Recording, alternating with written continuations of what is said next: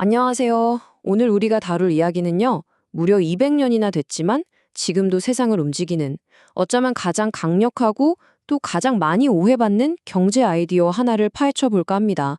바로 비교 우위라는 개념이죠. 자, 시작부터 아주 도발적인 질문 하나 던져볼게요. 만약에 어떤 나라가 다른 나라보다 모든 걸 다 못 만든다면, 그러니까 모든 상품 생산에서 더 비효율적이라면, 과연 무역에서 이기는 게 가능할까요? 언뜻 생각하면 당연히 안 되지 싶으시죠? 네, 바로 이 말도 안 되는 것 같은 질문이 오늘 우리가 풀어볼 아주 흥미로운 무역 퍼즐의 시작입니다. 맞아요. 이건 정말 우리의 상식이나 직관과는 완전히 반대되는 얘기처럼 들리거든요. 아니, 생산성이 낮은 나라가 어떻게 모든 걸 잘 만드는 경제 대국이랑 거래를 해서 이득을 볼 수가 있다는 걸까요? 자, 바로 이 지점에서 우리가 못났던 경제의 놀라운 원리가 작동하기 시작합니다. 그럼 이제 이 퍼즐을 푸는 열쇠, 바로 데이비드 리카도의 비교의 이론을 아주 쉬운 비유로 한 번에 이해시켜 드릴게요. 복잡한 나라 얘기는 잠깐 옆으로 치워두고요. 우리 주변에 있을 법한 두 사람, 아주 유능한 변호사와 전문 타이피스트의 이야기로 한번 들어가 보죠. 아마 이 이야기를 듣고 나면 모든 게 명확해질 겁니다. 자, 이 상황을 한번 보세요. 변호사가 있는데 이 사람이 일을 엄청 잘해요. 계약서 작성은 1시간이면 뚝딱이고요. 심지어 타이핑도 20분이면 끝내버려요. 근데 전문 타이피스트는 같은 문서를 타이핑하는데 30분이나 걸린단 말이죠. 그러니까 변호사가 계약서 작성도 타이핑도 모든 면에서 더 빠른 거죠. 경제학에서는 이걸 절대 우위라고 불러요. 이 경우엔 변호사가 압도적인 절대 우위를 가진 셈이죠. 근데요, 여기서 진짜 중요한 질문은 누가 더 잘하냐가 아니에요. 바로 기회비용이라는 개념을 알아야 진짜 그림이 보입니다. 기회비용? 말이 좀 어렵나요? 아주 쉽게 말해서 이거 하느라 포기해야만 했던 저것의 가치라고 생각하시면 돼요. 자, 생각해보세요. 변호사가 20분 동안 타이핑을 한다는 건 그 시간에 할 수 있었던 훨씬 비싼 법률 업무를 포기한다는 뜻이거든요. 기회비용이 엄청나게 큰 거죠. 하지만 타이피스트는 어때요? 그 30분 동안 다른 행정 업무를 포기하는 게 전부입니다. 그럼 누가 타이핑을 할 때 덜 아까울까요? 다시 말해, 누가 더 적은 기회비용을 치를까요? 바로 타이피스트입니다. 속도는 느려도 타이핑의 기회비용이 훨씬 낮은 거죠. 이게 바로 비교 우위의 핵심입니다. 그러니까 가장 합리적인 선택은 뭘까요? 너무나 명확하죠. 변호사는 시간당 가치가 어마어마한 법률 업무에만 올인하고 타이핑은 타이피스트에게 맡기는 겁니다. 이렇게 각자 기회비용이 낮은 일, 즉 비교 우위가 있는 일에 전문화하고 서로 거래를 하면 둘이서 따로 일할 때보다 훨씬 더 큰 가치를 만들어낼 수 있어요. 둘 다 이기는 윈윈 게임이 되는 겁니다. 자, 변호사와 타이피스트 비유를 들으니까 아하 하고 이해가 되시죠? 좋습니다. 그럼 이제 진짜 궁금한 점으로 돌아가 보죠. 이 깔끔하고 멋진 이론이 과연 진짜 세상에서도 통하는 이야기일까요? 아마 여러분도 지금 딱 이 생각을 하고 계실 거예요. 이론은 그럴듯한데 복잡한 현실 세계에서도 저게 정말 맞아떨어질까? 하고 말이죠. 당연히 경제학자들도 똑같이 궁금했습니다. 그래서 1951년에 GDA 맥도걸이라는 학자가 아주 유명한 연구를 하나 했어요. 당시 세계 경제를 쥐락펴락하던 미국과 영국의 실제 산업 데이터를 샅샅이 뒤져서 리카도의 이론이 진짜인지 아닌지 한번 제대로 검증해 본 거죠. 이 연구의 질문은 아주 간단하고 명쾌했습니다.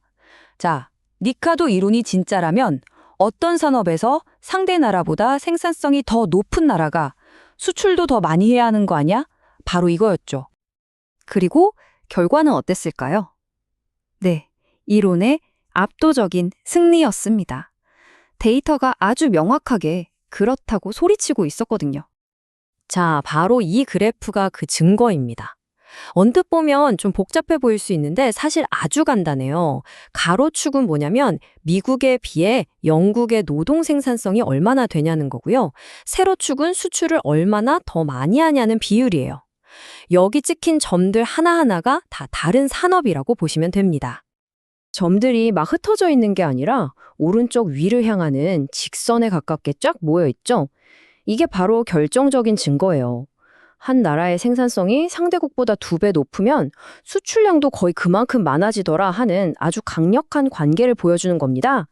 그러니까 200년 묵은 리카도의 이론이 실제 데이터로 완벽하게 증명된 역사적인 순간이었던 거죠. 좋습니다. 이제 우리 손에는 비교 우위라는 아주 강력한 무기가 생겼습니다.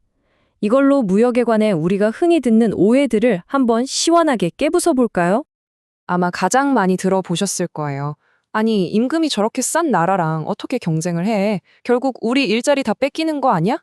정말 그럴듯하게 들리고 또 걱정되는 이야기죠. 하지만 진실은 뭘까요? 우리가 방금 확인했듯이 무역에서 이익이 생기는 이유는 단순히 임금이 싸서가 아니라 기회비용, 즉 생산성의 상대적인 차이 때문입니다. 임금이 높은 나라는 고부가 가치 산업에, 임금이 낮은 나라는 노동 집약적인 산업에 각각 비교 우위가 있는 거죠. 서로 잘하는 걸 해서 교환하면 양쪽 모두에게 이득이 된다는 겁니다. 또 하나 정말 뿌리 깊은 오해가 바로 이거죠. 무역을 마치 운동 경기처럼 한쪽이 이기면 다른 쪽은 반드시 지는 제로섬 게임으로 보는 시각 말입니다. 누군가의 이득을 보면 나는 손해를 본다는 생각이죠. 하지만 비교 우위 이론이 우리에게 가르쳐주는 가장 중요한 진실은 바로 이것입니다. 무역은 제로섬 게임이 아니라 양쪽 모두에게 이익이 돌아가는 포지티브섬 게임이라는 사실. 아까 변호사와 타이피스트가 힘을 합쳐서 전체 파이를 키웠던 것처럼 나라들도 무역을 통해 전 세계의 경제라는 파이 자체를 더 크게 만들 수 있습니다. 자, 이제 슬슬 마무리를 해볼까요? 이 200년이나 된 오래된 아이디어가 도대체 왜 오늘날에도 이렇게 중요한지, 그리고 물론 이 이론의 한계는 무엇인지도 한번 짚어보겠습니다. 물론 리카도의 이론이 세상을 100% 설명하는 완벽한 이론은 아닙니다. 보시는 것처럼 현실의 복잡한 문제들, 예를 들어 자본이나 기술력, 운송비 같은 것들은 일단 없다고 가정한 좀 단순화된 모델이긴 하죠. 또 그래서 왜 나라마다 생산성이 다른 건데 하는 근본적인 질문에는 답을 해주지 못한다는 한계도 분명히 있습니다. 하지만 그럼에도 불구하고 리카도의 비교 우위 이론은 우리에게 정말 근본적이고 강력한 통찰력을 줍니다. 바로 협력과 교환이 어떻게 우리 모두의 파이를 키울 수 있는가를 명확하게 보여주거든요. 그리고 바로 이 지점에서 오늘날 우리에게 던져진 진짜 질문이 시작됩니다. 그래, 파이가 커지는 건 알겠다. 그런데 그 커진 파이를 어떻게 하면 모두에게 공정하게 나눌 수 있을까? 이것이야말로 21세기를 살아가는 우리가 함께 풀어야 할 가장 중요하고도 어려운 숙제가 아닐까요?